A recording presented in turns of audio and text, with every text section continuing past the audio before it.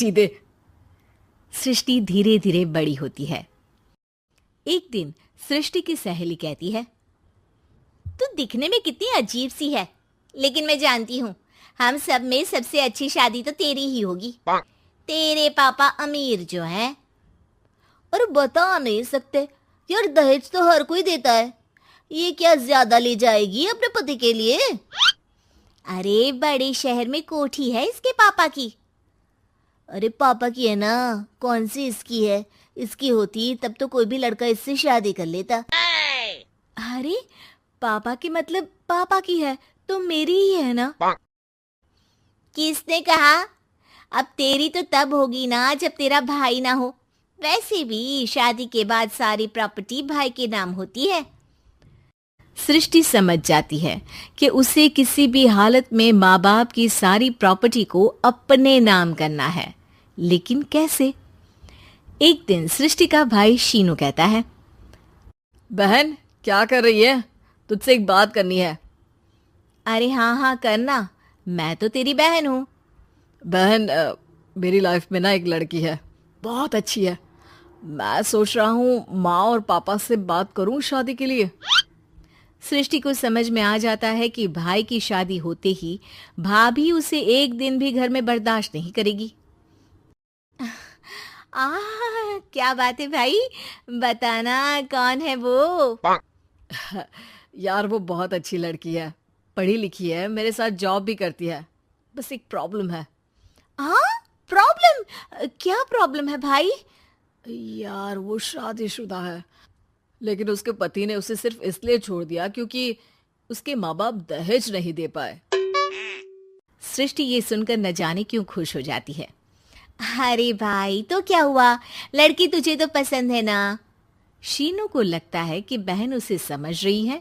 वो इस बात से अनजान होता है कि उसकी बहन की मंशा पूरा घर हड़पने की है।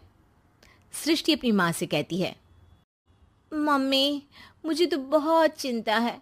पता है शीनू क्या कर रहा है? अरे क्या कर रहा है? वो तो काम पर जाता है और वापस घर आता है। नहीं ना माँ, वो यही तो नहीं कर रहा, बाकी सब कर रहा है। आपको पता है उससे प्यार है, और वो भी एक शादीशुदा लड़की से। हैं? ये क्या हो गया? मैं सोसाइटी में क्या मुंह दिखाऊंगी? अरे तेरे पापा तो यही कहेंगे कि मैंने ही उसे बिगाड़ दिया है। माँ देखो, मेरी बात मानो, पापा पर भी विश्वास करने की जरूरत नहीं है।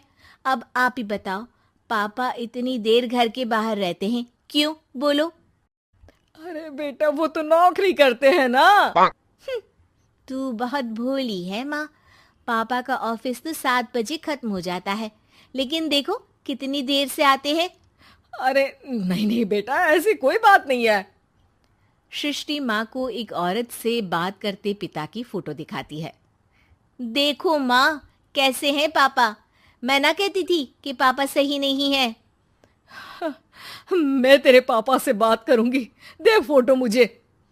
ओ माँ, वो तो डिलीट हो गई। लेकिन चल, तूने तो देख लिया ना। पापा से बाद में बात कर लेना, और हाँ, मेरा नाम बिल्कुल मत लेना। हाँ माँ। अब क्या था, सृष्टि के माँ और पिता के बीच झगड़ा होना शुरू हो जाता है। सृष्टि के मन में क्या चल रहा था कोई नहीं जानता था। एक दिन, माँ सृष्टि के लिए एक लड़का देखा है, वो लोग शाम को उसे देखने आने वाले हैं।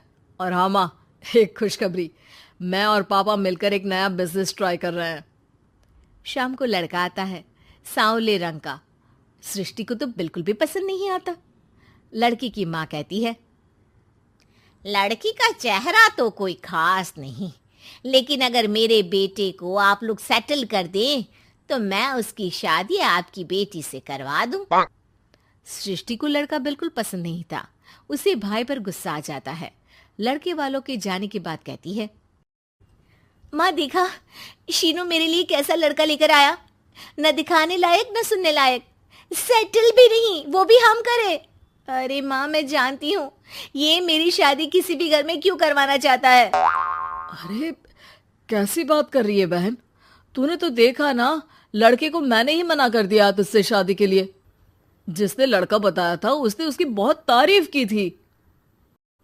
बात आई गई हो जाती है, लेकिन सृष्टि का मन शांत नहीं होता। क्या करूं, कुछ समझ में नहीं आ रहा। मेरी शादी हो गई तो ये लोग पूरी प्रॉपर्टी शीनू के नाम कर देंगे, मेरे हाथ तो कुछ लगेगा ही नहीं। तभी सृष्टि को आइडिया आता है। वो किसी वकील को फोन करती है। जी देखिए, अगर आपके मम्मी पापा का तलाक हो जाता है तो आपके पिता की आधी प्रॉपर्टी आपकी माँ के नाम हो जाएगी, फिर उसे वो किसी को भी दे सकती है। सृष्टि अब माँ को बेटे के खिलाफ भरती है। माँ, शीनू पर नजर रखा करो, वो जिस लड़की के प्यार में है ना, वो शादीशुदा है। यहाँ आएगी, सारा पैसा, रुपया, जमीन, जायदाद सब हड़प लेगी। पापा का भी हाल तुमसे छुपा नहीं है। ऐसा ना हो कि मैं और आप एक दिन सड़क पर भीख मांगे। हे भगवान, मैं तो जीते जी मर जाऊंगी अगर ऐसा हो गया तो। ऐसा हो गया नहीं माँ, ऐसा ही होगा। अभी समय है, आगे का सोच लो। मैं तो कहती हूँ पापा से आधी प्रॉपर्टी लेकर अलग हो जाओ। पापा की आधी प्रॉपर्टी भी हम लोगों को अगर मिल जाती है ना, तो अगले 7 जन्म सफल समझो। बेचारी माँ बेटी के कहने पर पति से तलाक लेकर अलग हो जाती है। सृष्टि अब पैसों से गाड़ी और अपने दूसरे महंगे शौक पूरे करने लगी। उसके दोस्त भी उसके पैसे इस्तेमाल करते। सृष्टि, कल तुम कहाँ थी? मैं सारा दिन घर पर अकेली थी। तो मैं क्या करूं? मैंने ठेका तो नहीं लिया है ना तुम्हें संभालने का। माँ को सृष्टि से ये उम्मीद नहीं थी। वो बैठकर रोने लगती है। वहीं उसका पति यानी कि सृष्टि के पिता आ जाते हैं। मैं जानता था कि तुम्हारा यही हाल होगा, तो आपने मुझे रोका क्यों नहीं? मैं रोकता तो तुम रुकती क्या?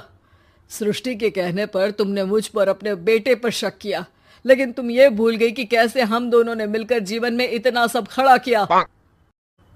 माँ पति के गले लग जाती है। मुझे माफ कर दीजिए, मैंने आपकी कमाई का एक बड़ा हिस्सा गवा दिया। कोई बात नहीं, तुम साथ हो तो मैं ऐसी 7 प्रॉपर्टी खड़ी कर दूंगा। तभी वहां सृष्टि आ जाती है रोते हुए। माँ, मयंक ने मुझे छोड़ दिया।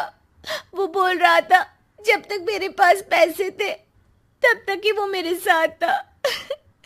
पापा, माँ, मुझे माफ कर दीजिए।